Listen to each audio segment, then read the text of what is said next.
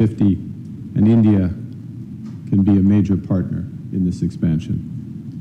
As you've seen, the government of India and Cameco have signed a major $2.6 billion uranium supply agreement supporting India's nuclear ambitions and our shared commitment to clean, reliable baseload power.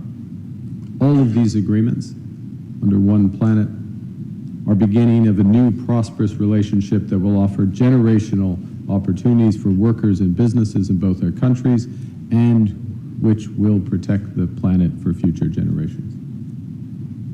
Secondly, we are one family. The greatest, most enduring strengths between Canada and India are the families who call our nations home. Nearly 2 million Canadians trace their roots to India, including leaders in business, science, culture, and government. Tens of thousands of people travel between our countries every year to visit friends and family. 400,000 talented Indians study in Canada. That is twice the number in the United States. It is 4 times the number in the United Kingdom. These students, these connections, deepen our ties. And so we're collaborating to build on those strengths. We've launched the new Canada-India Talent and Innovation Strategy with 13 new partnerships to deepen our ties in education. And this includes collaborations involving McGill, the University of Toronto, University of British Columbia, to work across artificial intelligence, health sciences, and digital architecture.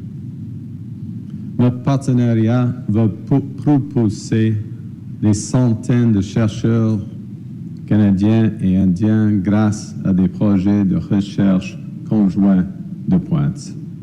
Nous lançons de nouvelles bourses et de nouveaux programmes de fellowship pour l'Indo-Pacifique afin d'accroître la mobilité universitaire et de former la prochaine génération de talents. Over the longer horizon, the Prime Minister mentioned a moment ago the $100 billion of investments already in India by our pension funds. Those pension funds have $2 trillion in capital. There are already some of the largest foreign investors here, potential for significant growth, particularly given the scale of the infrastructure build in this country. And thirdly, we share one future. That's why we're forging deeper ties in frontier technologies from AI to space. At the G20, India and Canada signed a landmark trilateral partnership with with Australia on AI and critical minerals. And we've already identified key sectors such as digital infrastructure, semiconductors, electronics manufacturing, and high-performance computing. With the agreements today, we're going to expand our collaboration between the Canadian Space Agency and the Indian Space Research Organization on Earth observation, on climate monitoring, on generating the data that powers agriculture, disaster response, climate resilience across the Indo-Pacific. And our partnerships will be reinforced by the strong foundations we are building in trade and defense. We're advancing towards a Canada-India Comprehensive Economic Partnership Agreement with the aim to conclude by the end of this year. This ambitious agreement will reduce barriers, increase certainty, unlock opportunity for exporters, investors, and workers in both our countries with the aim to double trade by the end of this decade.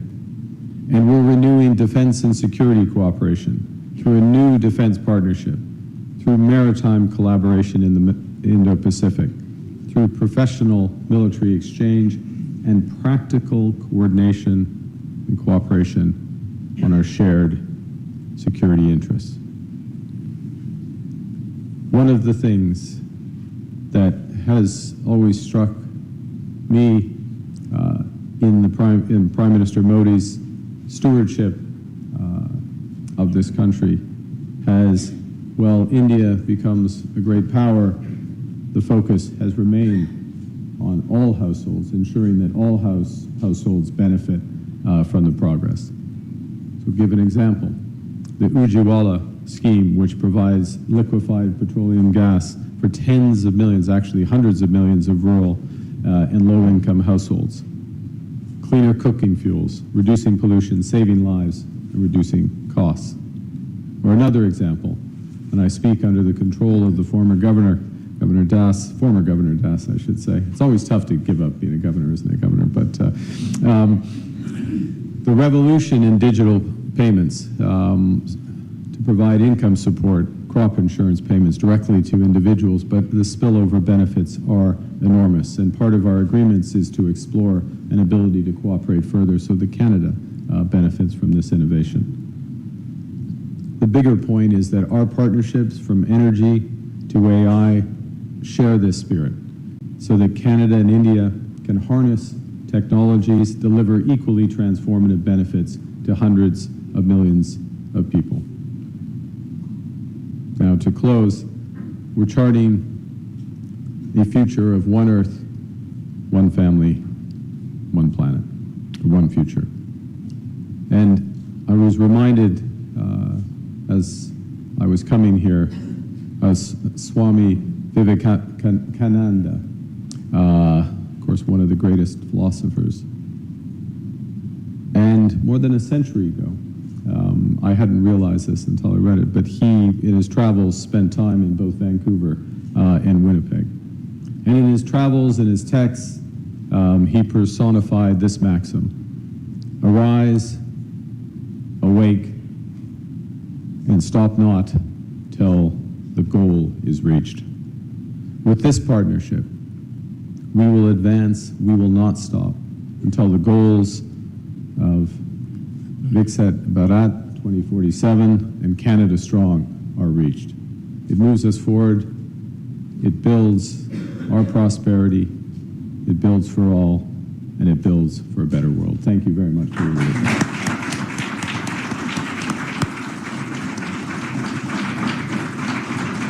Thank you, sir.